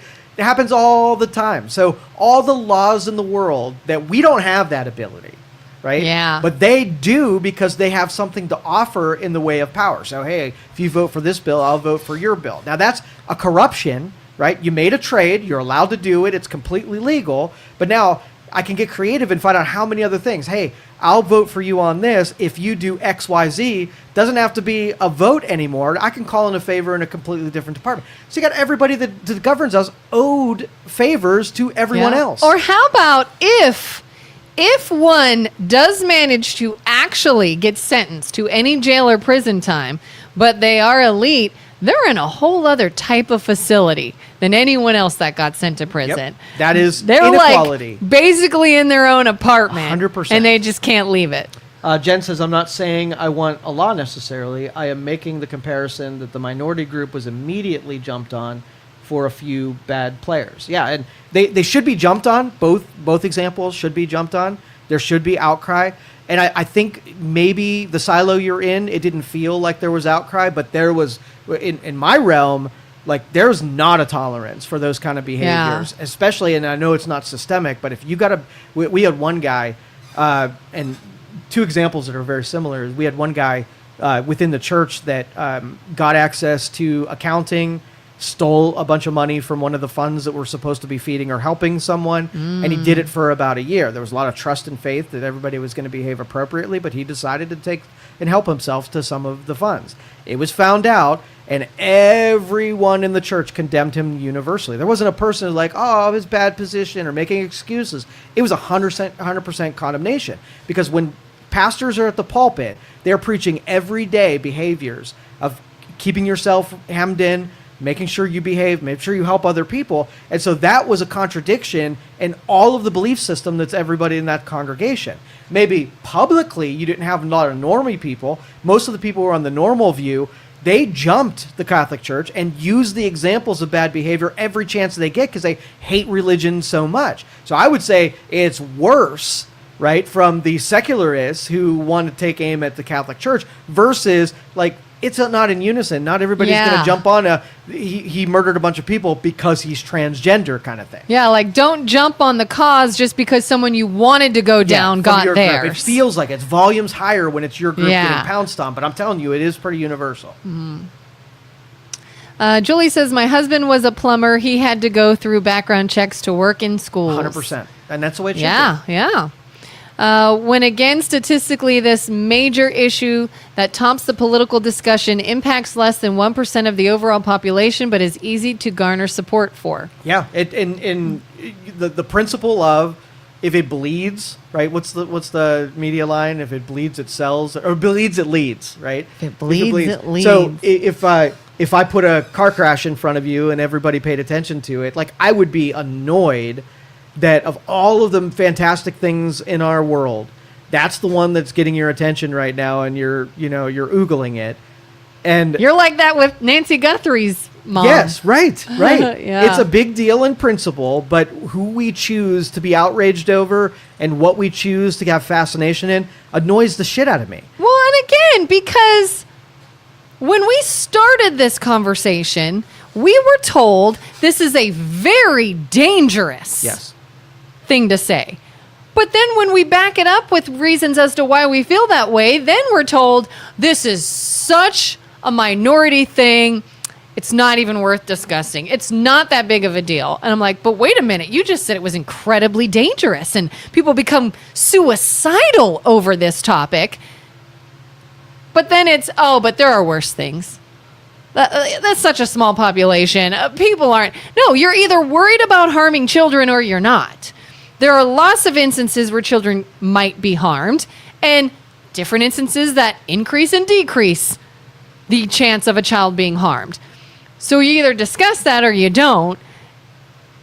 And this is another one of those where I feel like there's no pleasing someone that just wants to push back. But there are certain things that are very unpopular to say about explaining why things are the way they are. And if I'm not afraid to say, like, I want to, I want everybody to pursue happiness. I want everybody to find whatever their happiness is and what makes them fulfilled, right?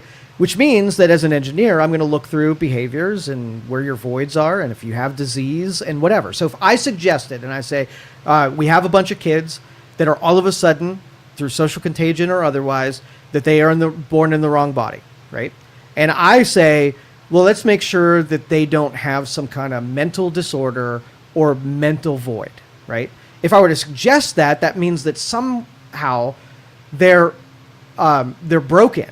That is not normal. I'll say they're broken or wrong. But me, I want people to be safe. So there are people that have had pursuits. They did it for the absolute wrong reasons. And I want to make them safe where they didn't go into something and not be able to handle the choices they just made. And I want to encourage them to have more thought about it, or at least insulate them from those, that decision. And so if I were like, okay, well, we have a bunch of, we'll say 1% of the transgender community is just mentally defective, right? They only did it because they're following some impulses that are not healthy. They don't truly feel that way, but you're talking about outside social groups are making or influencing them? They are dangerous. Like the 1% of them are absolutely dangerous. We're catering into their impulses. We've given them power to be, to fly under the radar because now this woke, badge of honor. Like JoJo Siwa, like she sort of. she was gay and dating females, and now she's engaged and marrying a man, and everybody said, what gives? And she said, I felt very encouraged to be gay, like I should be. Right, and with healthy, normal people, that expression doesn't affect anyone else. But someone showing up at a hockey game and ending their family and some other people, right? That was a person that went through it, got the cover of putting the robe of a social cause on them, and somehow they were less questioned for their mental capacity than someone who wouldn't have done that. So it's almost like cloaking bad people in the robe, but instead of the Catholic Church, it's the woke ideology, right? Mm-hmm. So if one of our, tests for a priest is to make sure that they don't have impulses of they're mature and healthy before they get to be a priest, well, let's make sure a transgender person isn't one of these masked scoundrels that are just looking to hurt other people. And if you give into it, it's just going to magnify all their tendencies, but also cloak them and cover fire so they can act with less punishment. Yeah. But that's unpopular, and it's tough to say those things. But that's really all I want. I want to engineer our way out of these things, not make this dogma so sacred that you can't bring up that question, and not have people outraged that you suggest that people want transgender surgeries, that some of them might be broken. Yeah, I feel this is one of those things, and again, the reason why we're having this conversation is if you bring it up, there is a knee-jerk reaction to get mad and offended. That needs to not, like, that is what we need to stop. Don't have the knee-jerk reaction to get mad and offended. Suddenly somebody is pushing back against something or saying something you don't like, and now they're an enemy and they're the bad person. Listen, discuss, see why they're talking about it. Maybe there are good points, and be open to conversations rather than stifling things that now all of a sudden we can't talk about it. We can't talk about it because when you don't talk about it, then people get hurt. Yeah, it festers, and again, it's the same corruption in the Catholic Church. If you allow it to fester, then you almost think the permissions are tolerated and encouraged. And if you have bad actors in any segment, what's your mitigation plan? How are you trying to take a person that never should have pursued those things and keep people safe from them, operating in the rest of society? Mm-hmm. Hey, Joe. Joseph says, I had a FBI and background checks done to deliver food to a daycare center. Yep, as it should be. Jennifer says, they become suicidal due to misinformation from panic-driven rhetoric without education. Yeah, see, I don't agree with that fully. I think that's not a great, portion of it. If they have pressures from people who disagree with whatever, and they're in a sensitive, vulnerable position. But that's where actual mental health care could, if they were unbiased and they weren't an advocacy group, they can dig into the psyches of people, help them build. Like if you're going to run a marathon, your trainers don't want to just teach you how to run, but to be strong. So what you're about to undertake, you're not going to be more damaged because you tried to do that thing. So mental health should be about creating the fortitude so that when you go into this hard arena, it's not the race's job to be easy so that you don't get hurt. It's about you being strong enough to further the decision you're about to make. And this is another reason why, again, these conversations are so important. A little while ago, Julie said, there's not a mass amount of these just greedy, evil doctors doing this to make money. That's a narrative pushed by conservatives. I have also heard that the child being suicidal if you don't let them do this is a false narrative pushed by the left to scare you into letting you do this.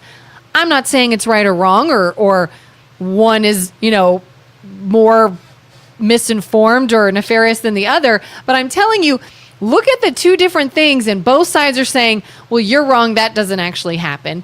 And someone else will say, well, you're wrong, that doesn't actually happen. And if we're not allowed to discuss it, period, then both sides just agree the other side's wrong, and it's not happening, and nobody actually knows what's happening, and if somebody is getting harmed. And if somebody is getting harmed, can we prevent this? Nope, we can't. Why? Because we're not allowed to talk about it. But if it's only happening in 1% of the instances, that's the best time to be able to fix something. If it's 40%, right? Then it's too late to fix. Like, wait, you're already so we stuck. have to wait until a large group is suicidal or a large group of greedy doctors are acting? If there's fraud in elections, right? Do you want to nip it in the bud while it's 1% and figure out why fraud happened in the first place before it scales up? A lot easier to fix than when it's just rampant. Yeah. Julie says, this is the same conversation that applies to the stupid SAVE Act. 0.0000003% of fraudulent votes is now a big deal and requires all voters to jump through hoops. Yep. Again, you nip it in the bud when it's a small problem, and see, that's the thing. Like, politicians love unsolvable problems because they can get elected on it. These are actually things that can be solved, and there are specialties that can study it and tell us exactly why something is happening, and then we can take our tool set and find out if what's bad, that even if it's only happening in minority of the situations, if we have a tool that makes that thing better. So you're either making a situation worse by being ignorant that a problem exists at all, or you take preventative steps when a problem is small to either make it not get any bigger, describe it so we know actually what's happening. But the conversation is so dumb that we pick our data point that supports us, and we won't ever come off of it. And if anybody challenges it, That's when we have disagreement, where it's our delicate standpoint can't survive if you challenge the that predicated theory. Yeah. Jennifer says the misinformation is dangerous. The topic is not. It is also very low impact to the general population. Therefore, both things can be true. And here's where, when we talk about the misinformation is dangerous, if you're referring to because suicide comes in play when we look at things like this, in my unprofessional, unmedical opinion, just my average Joe opinion, I am not one to support making a major decision out of a desperate situation. For example, if you are hard up on money and you don't have a job and you don't have anywhere to live, I came from a military town where that is prime for people to get married. Let's get married because you have a job and you can support me. Even though we're not really in love, it's a desperate situation, I'll marry you. Bad idea. If you have a child that is suicidal, you don't act out of a desperate situation. That issue alone needs to be addressed. And if they are of sound mind and not suicidal, but they still care about this, then we look into it. Then maybe we have considerations. Then maybe they can do it eventually. But to say, do this because they're suicidal, to me is that's exactly why you shouldn't. You shouldn't be acting. If they're already in a heightened state of despair, why would you throw hormones on top of that, medication on top of that, surgery, and all of the things that surgery comes with on top of that? I see that as you just acted out of a desperate situation, which is riskier than, wait a minute, everybody calm down. Let's make sure we are in a sane, safe, healthy place to actually think and consider and then act if it is still the right decision for you. So, and you saying that misinformation is dangerous, but I don't trust your authorities on what is information at all, right? So that means nothing to me. Even during the COVID things, like I had to dig around and through the information to get to the real data. So what I'm being told by a professional is not the same as the data I need to be able to make decisions. So you can throw that out, that we don't have a shared standard on who gets to have the authority. And we work more off of our own theories of possibility and probability. I know when I'm looking at something that is either I didn't come up with it, so I don't know that it'd be true. The only thing I could say is I read that somebody else said it, and it needs further investigation. Mm-hmm. So use my example of you had a kid that didn't fit into groups with peers or also a person of the other gender, right? Didn't fit in. Life is terrible. They don't really like going to school every day because they just don't fit in. They're sad, right? They have and so they're like, oh, I have this escape mechanism. I could join this other group that is, they adopted me in, they accepted me, they gave me peace. What happens if you get to your lifeboat, which is not as solid as the traditional boat itself, and what happens if you start getting rejections from the group that was tolerated? You don't have a second lifeboat. That was your thing. If that doesn't work out, now you're sad and you felt incomplete, but you knew there was this mysterious place that probably accepted you. You went there, find out you couldn't even get acceptance in that group. Now you have magnification of where your sadness might come from. Possibility, maybe even probability, that you have suicides in that group because it's not a specter that people don't accept them. Now you have two real world evidences of groups that solidly rejected you and you didn't fit in. Now, does your suicidal tendencies go through the roof? Where in the other ones, at least you can latch on to maybe I would be accepted. Here, you got two examples like you're not being accepted. You're terrible. Yeah, like you put all your mental health and security on an outside factor. Mm-hmm. And if that turns out to still not help, you're screwed. You did no other survival mechanism, training of security, and feeling some kind of way on your own. You're like, well, this is my lifeboat. Yeah. But the lifeboat didn't work. What if your lifeboat is more unstable in all the ways where you needed it to be more stable? It appealed to you in like one of the ways you needed at the moment, but were unfulfilling in every other way. You lived another day where this thing would have killed you completely because you were checked out. This one ultimately is the nail in the coffin for you because it wasn't like traditional values and family structure and the underpinnings of stability. It was a Hail Mary when it came to, is this thing going to save me from feeling terrible about myself and not included in everything, that I need it to be. So you might be so much worse off even if you get a couple elements of inclusion, but total instability in the fulfillment department. Now you have sadness that can't even be measured. Yeah. She says, I'm not talking about disagreeing and discussing. Did I read this one already? Oh, no. I'm referring more to dismissal and immediate denial. The child saying I'm XYZ and the trusted adult blanket saying, no, you're not. Stop it. I mean, I guess that's just a situational how the parent handles it. All right. Well, okay. Change it then. Okay. So let's just say you got a 12-year-old and the 12-year-old said, I think I want to start investing, right? And your parent instincts are like, wow, you know what?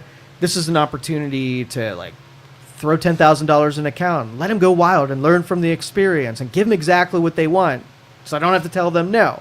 As a parent, you're like, I need to delay this. Like, I love the fact and I acknowledge the fact that there's some, meaning in them wanting to invest.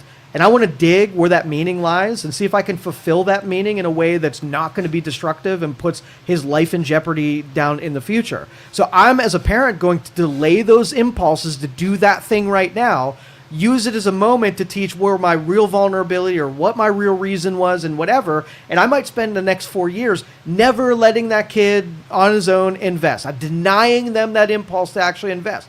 But I can create analogs along the way that support the positive behaviors that are within that idea, right? And take the destructive ones and mitigate completely. So I know I had to change the nouns and verbs on this to get you to understand that our job as a parent isn't to give in the whims of a 12-year-old and think we're doing some kind of justice in society by giving people exactly what they want. Yeah. Oh, I need water. I'm talking so freaking much. Jennifer says the suicidal thoughts are the aftermath of the dismissal, not the precursor to the situation. And again, a child can feel dismissed in many ways. You are going to have parents that can gently say no, and you can have parents that say, get the hell out of here, you're crazy. You can't control every parent's reaction. But there are lots of kids in the world that are dismissed by their parents that don't suddenly become suicidal. There's a lot of different things a parent can be dismissive about. I just don't think that people need to feel like if you don't parent in this specific way and you don't address your child this way, speak to them this way, give in, or at least have a discussion in the way they want you to, a child, and that could alter suicidal tendencies, then we have a much bigger problem than what we're talking that's about. That's important, much bigger problem. Where the Jennifers of the world, myopic, it's that suicidal is caused by X. If you were really in science, there are probably 100 variables that contributed to that outcome. And you're going to pick one that supports your argument and make it just that one. Where I bet you if we remove just that one, there are 99 left of them that put them in a position, and they're vulnerable, and they're unstable. You got to work on knowing all of your variables and removing the ones that cause the destruction. Don't get hung up on the one you like best. Be willing to admit that might be one of the variables, and I'll agree with you that might be one of the variables. But there are a whole lot more involved in this menu. Yeah, if my child comes to me and is like, hey, I'm going to go hang out with this group of kids that I know gets into a lot of trouble and we're going to go cliff jumping, I'm going to say no. Well, but I really want to and I know what I'm doing. No. And nobody would push back against a parent saying no in that instance. But it's like now all of a sudden you have a topic that it's like, hey, you better consider this is a very big deal. Well, to them, that's a very big deal. If my child says, let me do this or I'm going to want to kill myself, that's an extreme reaction. That reaction is the problem. It's not the parent with the problem. Let's take your example and make it one for one with what we're talking about here. So your kid wants to go with a group of people that maybe you don't know, and they're going to go do something that is an elevated risk of safety. and they're going to do stunts and make challenges to each other, and they did something too dangerous and they landed on a rock, and this isn't suicide, but this is going to be something where they took injury. Yeah, right? yeah. So if you're Jennifer, you're going to say one of those elements added up. There were 10 people there. One person got hurt on a rock, right?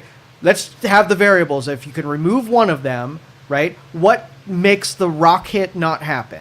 So if you take and put your kid in a group of people that they know, you change one variable, you put them in the know. Did the people they were around, did you then minimize the risk of hitting a rock by taking one of those elements out on its own? No. You're talking Right? about... Oh, I see what you're saying. So yeah. it added up, that it added to the probability that they were going to get hurt because they're around people that you don't know if they're going to egg people on, if they're going to, watch somebody get hurt and take joy in that. Yeah. Then the egging on, then the jumping risk and going to the place and whatnot. So in your mind, you're like, well, I need to mitigate this by I can't control the outcome. I can't control this environment, but I'm interested in no rock hit. Right? Yeah. Could I say the lazy way? Don't go. And then what's the chances of you not hitting a rock if you don't go? 100%. So if you can't control any of the variables, then Yeah. the no is what stops the rock hit happening 100%.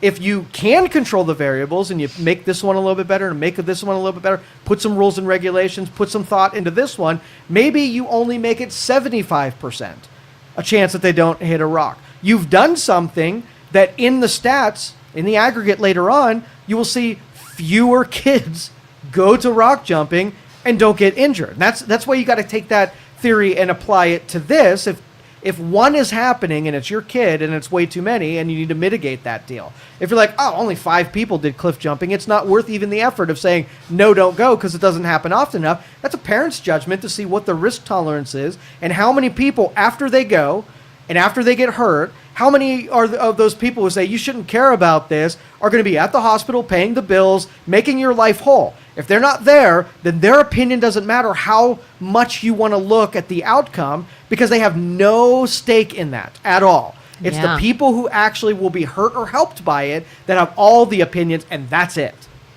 Yeah. The misinformation is thinking that a child goes to a psychiatrist and says, I'm born in the wrong body, and they say, great, let's schedule a surgery.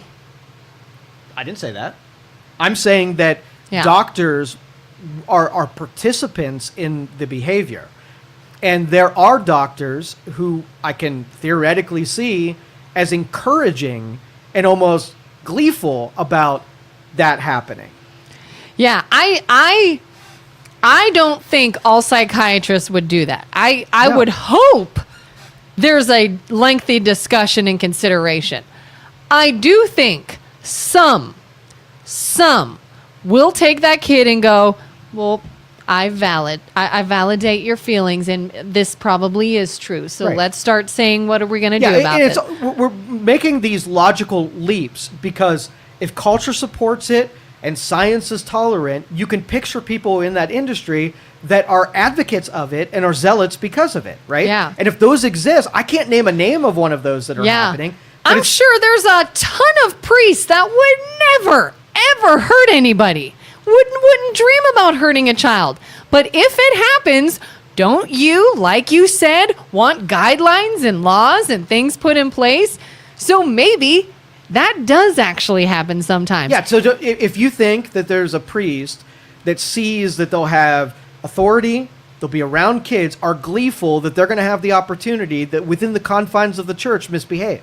Same thing. You have a doctor that's in the confines of the protective medical associations and the whole industry as a whole. They can get away with the thing they want because the advocate on the street screaming into a megaphone about how much they want something is the same human nature that exists inside the medical facility and in the actual office. Yeah. I mean, to scream church is bad and all religion is evil, to me, that's misinformation. Yeah, but we got to get But- rid of all of those buzzy words like 3 misinformation. minutes. Yeah. Because it's meaningless, and people who are seeking real truth, I don't get hung up on it. I dismiss it, and that hurts your feelings that I am so dismissive. But that when it becomes cliche word, where you believe about it, and we have different definitions on a word, language is all about the agreement that a word means a thing. Yeah. And if your side sort of pollutes that word and makes it mean something else. We could be having a full conversation and be meaning completely different things. So I don't use misinformation. I say people, and I'll argue, and that this will make you mad, that when you say misinformation, it could be encapsulated in just information you don't like to hear. And that would be misinformation. And you would make the argument there are people not as smart as we are that hear that thing, and then they get information and they draw the wrong conclusions. And protecting dumb people from information that rings wrong, right? This happened with the Epstein files the other day. There was I think it was not Ted Lieu. What's that other guy that was, maybe it was Ted Lieu. Anyway, you had Massey and you had these unredacted group. Do you remember this? Yeah, I think so. Okay, so he came out to the podium and said, in the Epstein files, there is an accusation that Trump raped children, right? Said these things because in the whole course of the files, there was a tip that came over a phone that said it happened. It made its way in the files, and then it happened in the files. He read the files that said there was an accusation that Trump raped children. And the headline from that was Epstein files say Trump raped children, right? Not there totally different. There was an anonymous tip in there that somebody anonymously said that Trump raped children. Can't be too many words, but where would that? Which is misinformation? Misinformation would be I want you to come to technically right. The papers did say Trump raped those words were used. Children, right? And so the headline wasn't inaccurate, but it was to persuade you in one direction. Misleading. That to me is misinformation when you want dumb people to come to a conclusion other than the truth. Yeah. I think we're out of time, but thank you, Jennifer, so much. Yeah, that was a good conversation. We talked a lot. I screamed into the microphone. I made my voice hoarse, but I appreciate all of you. We'll catch you next time. Yeah, thanks. Bye. Thank you for listening to this show on Youngstown Studio. This is original Youngstown content. Feel free to share our videos and tell your friends about us. Don't forget to subscribe to our YouTube channel and follow us on Facebook.